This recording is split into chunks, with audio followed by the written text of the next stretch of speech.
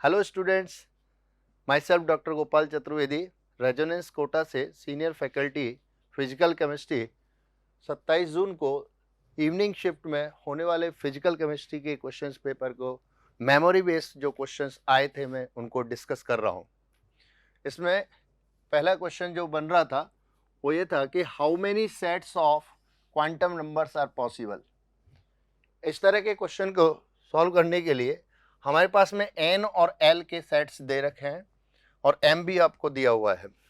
इस n, l, m के set को पॉसिबिलिटी के अकॉर्डिंग जिन ऑप्शन में n की वैल्यू ग्रेटर देन l होगी और m की वैल्यू -l से लेकर +l इंक्लूडिंग 0 रहेगा, वही करेक्ट सेट होगा। तो इस ऑप्शन को अगर हम देखें तो करेक्ट आंसर हमारे पास B, C और D आ रहा है, क्योंकि इन ऑप्शन के लिए ही n की वैल्यू ग्रेटर देन l है और m की वैल्यू -l से +l इंक्लूडिंग 0 आ रहा है। नेक्स्ट क्वेश्चन में find the pH of 0.01 molar NaOH aqueous solution. Ionic equilibrium का ये बहुत ही अच्छा क्वेश्चन। इस क्वेश्चन के अकॉर्डिंग हमें pH कैलकुलेट करना है। सोडियम हाइड्रोक्साइड के एक्वस सॉल्यूशन का जब हम pH कैलकुलेट करना चाहते हैं तो सोडियम हाइड्रोक्साइड एक्वस सॉल्यूशन में आयोनाइज होकर Na+ एंड OH- में कन्वर्ट होता है और उसका कॉन्सेंट्रेशन 10⁻³ मोलर है, तो 100% आयोनाइज होकर सोडियम आयन 10⁻³ एंड OH- 10⁻³ मिलेगा। इस तरह से आपके पास OH- के कॉन्सेंट्रेशन 10⁻³ है और आपके पास ये कॉन्सेंट्रेशन वाटर के से प्रेजेंट मिलने वाले OH- से ज़्यादा है, इसलिए नेट OH- कॉन्सेंट्रेशन 10⁻³ बोलेंगे। तो इसका pOH वैल्यू मिलेगा negative logarithm of OH-, then we get pOH 3, hence pH। तो pH की वैल्यू कैलकुलेट करें तो pH = 11 मिलेगा। नेक्स्ट क्वेश्चन में आपको एक ग्राफ दिया हुआ है, इसमें ग्राफ के वेरियस ऑप्शंस दिए हुए हैं। इसमें ग्राफ हमें ड्रॉ कर दिया हुआ है, वो है प्रेशर वर्सेस डेंसिटी का। तो प्रेशर और डेंसिटी का आइडियल गैस के लिए ग्राफ है, तो आइडियल गैस का हमें इक्वेशन यूज करना है। तो आइडियल गैस के इक्वेशन के according we know that pressure is equal to W/V/RT/M, जो कि PV = nRT को डिराइव करने से मिल रहा है। और W/V जो कि मास पर यूनिट वॉल्यूम है, उस मास पर यूनिट वॉल्यूम को हम डेंसिटी बोलेंगे। तो यहां पर हमें पता चल रहा है कि प्रेशर डेंसिटी के डायरेक्टली प्रोपोर्शनल है और इस क्या जो न्यूमरल आ रहा है डेंसिटी का न्यूमरल RT/M जो कि स्लोप कहलाएगा, और स्लोप की वैल्यू जैसे जैसे बढ़ती जाएगी तो फॉर ए गैस M तो कांस्टेंट रहेगा और R कांस्टेंट है ही, ठीक है। R होता है गैस कांस्टेंट, कैपिटल है मोलर मास ऑफ गैस और गैस फिक्स है, इसलिए स्लोप की वैल्यू टेम्परेचर के डायरेक्टली प्रोपोर्शनल होगी। So greater is the slope, greater is the temperature. इस कॉन्सेप्ट को हम यहां पर यूज करेंगे तो हमारे जो ऑप्शंस हैं उन ऑप्शन को हम देखें तो y proportional to P proportional to D है, so y proportional to x रहेगा। तो ग्राफ का नेचर रहेगा straight line starting from origin, और इसमें स्लोप की वैल्यू जैसे जैसे बढ़ेगी टेम्परेचर बढ़ेगा। So correct option will be T1 is greater than T2 is greater than T3, वो ऑप्शन नंबर 1 रहेगा। नेक्स्ट क्वेश्चन में 1.003 एटमॉस्फेयर प्रेशर पर हमें x/m की वैल्यू दी हुई है, कैलकुलेट करनी है, और इसका log x/m और log p का ग्राफ दिया हुआ है। इसके न्यूमेरिकल डेटा को देखें तो ये 45 डिग्री एंगल है, तो इसका स्लोप वैल्यू क्वेश्चन में दिया हुआ है वो 1। मेमोरी बेस इस क्वेश्चन के अकॉर्डिंग हमें यहाँ पर दिया हुआ है इंटरसेप्ट वैल्यू 0.602, तो हमें यहाँ पर x/m और प्रेशर की वैल्यू कैलकुलेट करनी है जो कि प्रेशर से रिलेटेड होती है। तो ये जो क्वेश्चन है सरफेस केमिस्ट्री से रिलेटेड है, और सरफेस केमिस्ट्री में हमने पढ़ रखा है कि x/m is equal to K P⁴ 1/n। इस इक्वेशन का हम लॉगरिथम लें तो log x upon m is equal to log k plus 1 upon n log p। जब इस इक्वेशन को कंपेयर करें तो ये log x upon m y axis पर है और log k intercept c and log p x axis पर है।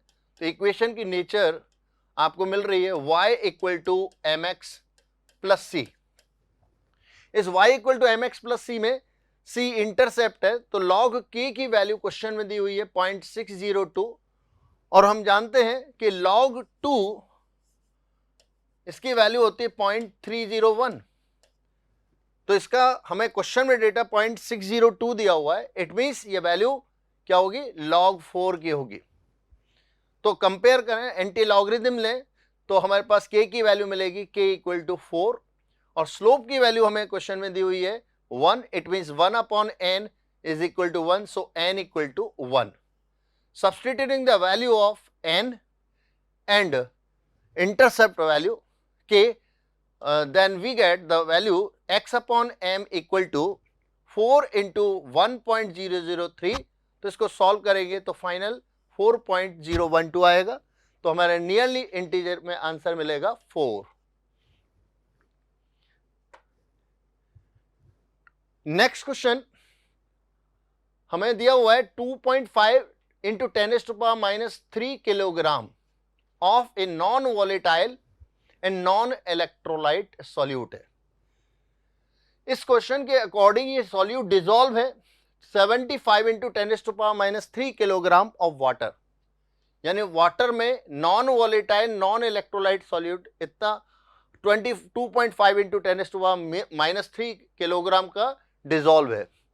Boiling point of the solution हमें दिया हुआ है 373.67 kelvin, then the molar mass of the solute.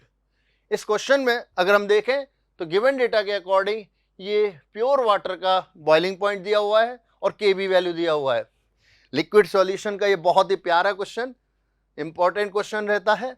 इस क्वेश्चन के अकॉर्डिंग हमारे पास boiling point of the solution TV 373.67 और सॉल्वेंट का प्योर सॉल्वेंट का बॉइलिंग पॉइंट है 373.15 केल्विन। इन दोनों का जब हम डिफरेंस कैलकुलेट करेंगे तो हमें मिलेगा 0.52। ये 0.52 ये बताता है, पॉजिटिव डेटा बताता है कि बॉइलिंग पॉइंट में एलिवेशन हुआ है। तो बॉइलिंग पॉइंट का एलिवेशन का डेटा हो गया 0.52।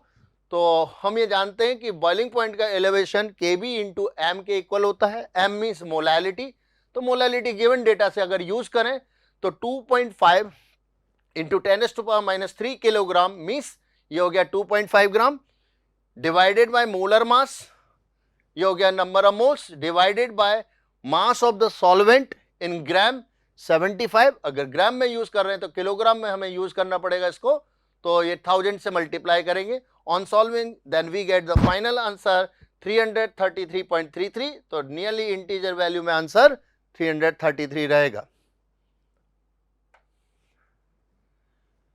अगला क्वेश्चन है 5 mole of an ideal gas change its volume from 10 litre to 20 litre reversible isothermal at 300 kelvin. तो हमारे पास इस क्वेश्चन के अकॉर्डिंग 10 लीटर से 20 लीटर वॉल्यूम चेंज हो रहा है जब प्रोसेस रिवर्सिबल हो और आइसोथर्मल हो। आइसोथर्मली ये एक्सपांशन का क्वेश्चन है। थर्मोडाइनमिक्स के इस क्वेश्चन के अकॉर्डिंग हमें से वर्क के बारे में कैलकुलेट करना है, work done by the gas. तो work done by the gas reversible isothermal process में क्या रहता है formula, -2.303 nRT log V2 upon V1। अगर हम नंबर ऑफ मोल्स की वैल्यू देखें, क्वेश्चन में 5 मोल दी हुई है, R की वैल्यू कैलोरी में पुट करनी है तो वो 2 होती है, टेम्परेचर 300 केल्विन दे रखा है और V2 और V1 की वैल्यू 20 एंड 10 है। On solving then we get the final answer -2 kilo calorie. Minus sign हमें बताता है कि वर्क डन हो रहा है, तो work done by the gas है, तो हमें क्वेश्चन में work done by the gas calculate करना है। इट मीन्स हमें मैग्नीट्यूड बताना है, तो वो वैल्यू मिलेगी हमें 2 किलो कैलोरी। तो final answer will be 2। Next question में 0.25 gram of an organic compound containing chlorine हमें ऑर्गेनिक कंपाउंड का फॉर्मूला नहीं पता। Treated with excess of silver nitrate which gives the 0.4 gram of AgCl as precipitate out in Carius method। इस तरह के question में organic compound का formula नहीं पता, लेकिन सिल्वर नाइट्रेट के साथ जब हम रिएक्शन कर रहे हैं तो सिल्वर क्लोराइड का हमें वेट मिल रहा है 0.4 ग्राम। तो नो डाउट इसमें सिल्वर क्लोराइड से में क्लोरीन जो मिली होगी वो ऑर्गेनिक कंपाउंड से आ रही होगी। तो according to mass conservation of chlorine atom, we can say that mass of the chlorine in AgCl must be equal to mass of the chlorine from organic compound। इसी concept का use करते हुए हम इस क्वेश्चन को solve कर रहे हैं। तो यहाँ 0.25 ग्राम ऑर्गेनिक कंपाउंड है, सिल्वर नाइट्रेट के साथ में रिएक्शन से AgCl 0.4 ग्राम मिल रहा है। तो आपके पास क्लोरीन के नंबर ऑफ मोल्स कैलकुलेट करने के लिए पहले हमको ये कैलकुलेट करना होगा कि AgCl के मोल कितने हैं। तो AgCl के मोल कैलकुलेट करने के लिए mass of the AgCl divided by molar mass 0.4 upon 143.5, then number of moles of chlorine will be same। ठीक है, यही number of moles of chlorine होंगे। तो वेट ऑफ क्लोरीन क्या होगा, number of moles of chlorine into 35.5। इस तरह से आपके पास जो वेट ऑफ क्लोरीन आया उसका परसेंटेज क्लोरीन मास कैलकुलेट करना है। तो जो वेट ऑफ क्लोरीन है उसको हमें डिवाइड करना पड़ेगा mass of the sample and multiply by 100, then finally on solving then we get 39.58। तो नियरली इंटीग्रल वैल्यू में डेटा मिलेगा, हमें आंसर मिलेगा 40। Okay,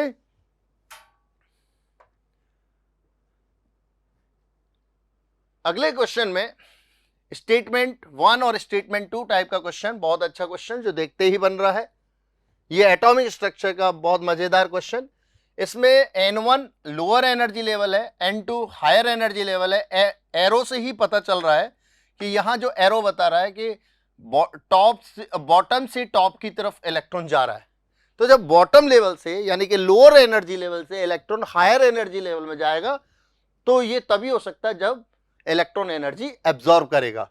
it means this absorb the photon. Okay, और आपके पास अगले क्वेश्चन में अगले स्टेटमेंट में जो डायग्राम दिया हुआ उसका अकॉर्डिंग N2 से N1 में इलेक्ट्रॉन आ रहा है। तो यहां पर एनर्जी हायर एनर्जी लेवल से इलेक्ट्रॉन लोअर एनर्जी लेवल में आएगा तो एमिटेड फोटॉन्स होंगे यहां पर। ठीक है बेटा, तो टाइप नंबर 1 और स्टेटमेंट नंबर 1 करेक्ट है और स्टेटमेंट नंबर 2 भी करेक्ट है, इसलिए बेस्ट आंसर रहेगा first one. In this process, absorbed and emitted photons have equal energy. Okay?